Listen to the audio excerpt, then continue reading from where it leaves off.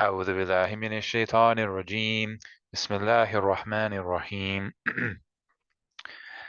وممن حولكم من الأعراب منافقون ومن أهل المدينة مردوا على النفاق لا تعلمهم نحن نعلمهم سنعذبهم مرتين ثم يردون إلى عذاب عظيم وآخرون تعرفوا بذنوبهم خلطوا عملا صالحا وآخر سيئا عسى عسى الله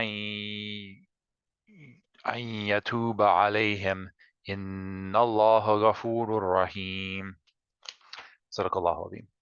Allah subhanahu wa ta'ala says, certain of the desert Arabs round about you are hypocrites, as well as among the Medina folk. They are obstinate in hypocrisy. Thou knowest them, we know them.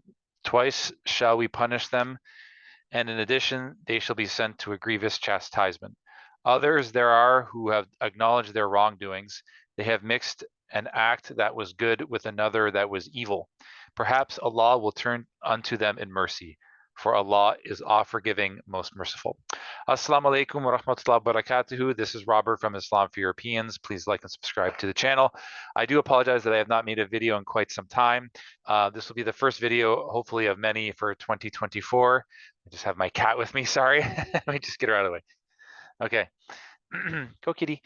Okay, so let's talk about practicing and non-practicing Muslims, both in the among born Muslim communities and also among converts. And I think it's a multifaceted topic because the standard adage that we hear from many born Muslims when they see converts, is that they say that we are so much better than them. This video will challenge that. Because I think what's really happening is a selection bias. What do I mean by that? So in any born Muslim community, whether that's the Syrian Muslim community, the Somali Muslim community, the Pakistani Muslim community, the Bosnian Muslim community, you're going to have people with varying levels of religiosity. You have people who are very pious, who have a high level of Islamic education. This may make up anywhere from like 1 to like 5% of the entire Muslim community. These are people that you always see at the masjid, volunteering for Islamic organizations, things of that nature, wearing like Islamic dress, right? Then you have another segment who are practicing Muslims, but they don't really involve themselves with high level Islamic organizations and masajid as much. You have people who I guess you could say are part-time practicing Muslims. They may go to Jummah prayer. They'll go to Eid prayer. They'll fast during Ramadan. And they may pray, sometimes, maybe not 5 times a day, right? Then you have another segment that, is just hanging onto their iman by a thread. You have, for example, people who only go to Eid prayer, or Jummah prayer maybe once or twice, or they might have iman in their heart, but it's very difficult for them to actually practice Islam. Some of these brothers and sisters, it may be due to trauma, like horrible experiences at the mosque, or with practicing family members who are very strict. And then on top of that, you have people who aren't practicing at all. They may identify as Muslim, but they don't pray at all. They don't fast at all. But they simply identify as a Muslim. And then you have another segment who have just completely left Islam, right? So in any community, you're going to see a wide range of religiosity levels, right? So and I do believe that you see many people taking their shahada, and when it comes to converts, no matter what background you're from, I think that there is this range that still does exist, right? The thing is, practicing Muslims or born Muslims who come to mosques, who see people taking their shahada, they look at these, paragons of, the convert community and think, this is what converts are like, right? And by extension, when you look at, top level scholars, for example, or, imams who live in the Muslim world, the only converts that they see are the ones that have made hijrah. These people have made a decision to make hijrah to a Muslim country. Usually they're very practicing, very pious, mashallah. They pray 5 times a day. They wear like the clothing of the culture there. They follow all the sunnahs. They've married into a Muslim family. They become kind of like these, internet celebrities. And when they look at this convert, they think that this is the image of what a convert is like when someone takes their shahada anywhere in a non-Muslim country. And that's simply not the case. Many people take their shahada and, they're still going to have these wide range of religiosity levels. But if the only converts that you see are the ones coming to the mosque, or the ones who you see at Eid prayer or Jummah prayer, or the ones that you see on television, you're never going to see these people, right? Now, in born Muslim communities, you see them. That this is part of of their society, right? And not only that, they're your family members. You have practicing Muslims who have brothers, sisters, aunts, uncles who aren't practicing their religion at all. So I don't think that it's that converts are simply more pious and more practicing than born Muslims as a whole. I think what's happening is that you have people who are taking their shahada. Some of them become very successful. Some of them are praying 5 times a day. Others are somewhere in the middle. And some, they've taken their shahada, and because they don't have any social support within their network, they identify as Muslim, but they're simply not practicing. They're not visibly Muslim or outwardly practicing.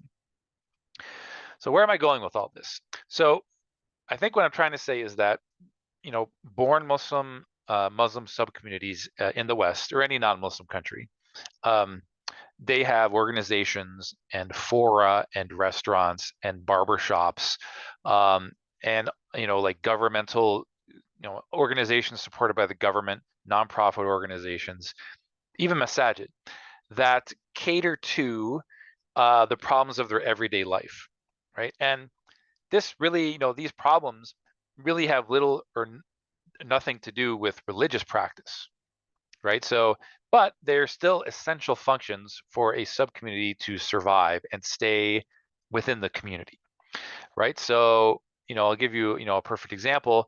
For example, the Syrian Canadian Association. I had the pleasure of going to their Eid prayer a couple of years ago.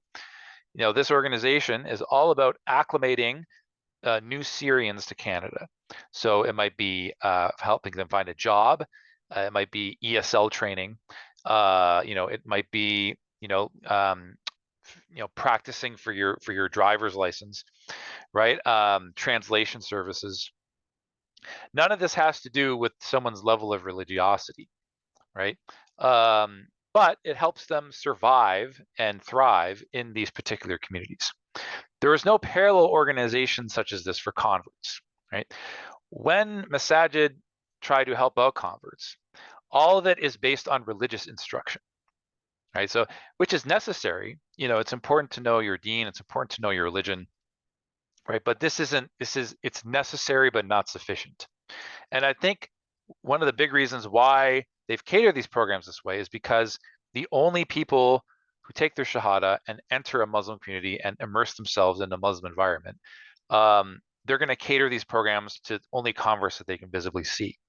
The female convert who took her shahada, but her family's totally opposed to it. They told her, if you find out you're Muslim or if you start wearing the hijab, we'll kick you out of the house. Maybe she's got an abusive husband. Maybe she's got an abusive boyfriend.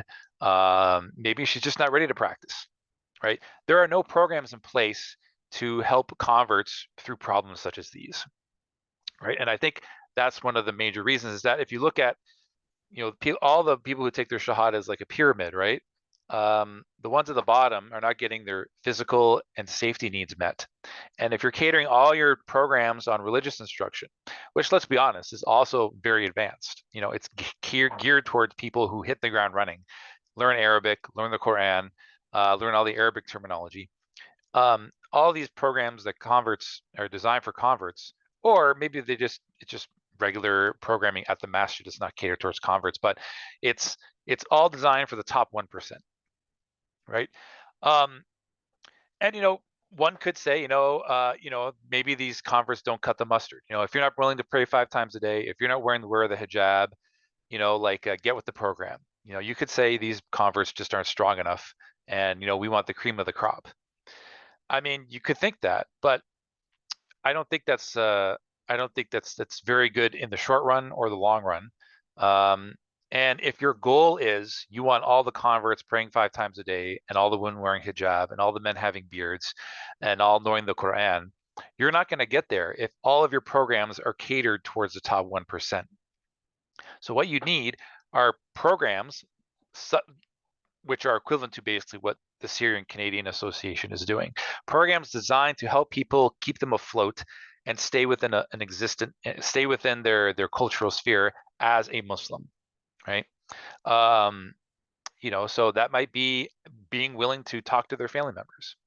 That might be giving them the emotional tools to deal with anti-Islam arguments. That might be having them a place for them to crash at night.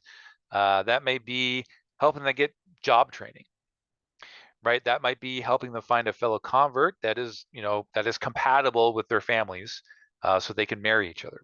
And even if those two converts are not practicing Muslims, if they still identify as Muslim, let's say, for example, they have kids, and then their son or their daughter might grow up to be the best alim or alima. They might be an Islamic celebrity, right? But that never would have happened unless you have these programs in place that help people with their physiological and safety needs within their own cultural sphere, right? So, yeah, and I think the Medina model is always been kind of geared towards helping out the top 1%. I think it's kind of like what I call like a hockey dad syndrome. A lot of these born Muslims, they see, even imams that I know, they have sons and daughters and nephews and nieces that are just totally non-practicing, right? So they feel bad about that. So when they see this convert, they want to make them become this this superstar, like the father who never made it in the NHL, and now he wants his son to become like a professional hockey player. Which works for some converts. Some converts are able to pull this off. But even among those who try, a lot of them experience massive levels of burnout, because they go in strong, and then they just completely burn out because they've cut off their relations with their family members. So I really think that we need to rethink about this whole idea of how we're going to help out converts in this particular context. And even if you look at many successful du'at, many successful Islamic speakers and leaders, in their autobiography, like they'll flat out say, I used to be a non-practicing Muslim. We have, and a perfect example of this is Numan Ali Khan. Numan Ali Khan, before he converted to Islam, he was an atheist, right? He was non-practicing until he went to university, until one of his friends was a practicing Muslim, was able to show him the way. And mashallah, now look at him, right? But that's the thing. He had this social network in place, to get him up to that level, right? So I think, one of the errors that we're making is that, this is people's iman, their levels of iman and how strong they are in Islam. It's not static. And you need to take a holistic approach so that you can have a healthy, thriving sub-community of converts. And they're not going to be perfect. They're going to have varying levels of religiosity, right? You're going to have people who just say La ilaha illallah. They're going to have people who say La ilaha illallah and pray 5 times a day and fast during Ramadan. You're going to have people who pray tahajjud. You're going to have everywhere in between, right? But if you don't look at this approach holistically, it's going to fall flat on its face, because people who say there is no God but Allah and Muhammad is his messenger, even if they're not practicing at all, that person holds incredible value, because that is a Muslim within the non-Muslim sphere that can support other converts who are in that sphere as well, right? So let me know what you think in the chat. I do think that we need to really do a deep dive into this, because this is what makes a community of converts thrive. If you look at the African American Muslim community and the community of Tzotzil Muslims in Mexico, they still have varying levels of religiosity, but they're still considered part of the Muslim community, right? And even if they're not practicing at all, when they die, you know, there better be Muslims around them, because if not, they're going to be buried as a non-Muslim. And you really have to ask yourself that, do I really want that for this person? You know, um, even if they're not practicing whatsoever, do I want them to be in a position where if they die, their whole family is non-Muslim, they never wrote a will, and next thing you know, they get buried as a non-Muslim. So yeah, that's all my time for today. Let me know what you think in the chat. Please like and subscribe to the channel, and may Allah subhanahu wa ta'ala, give peace and security and well-being and to our brothers and sisters who are suffering all around the world.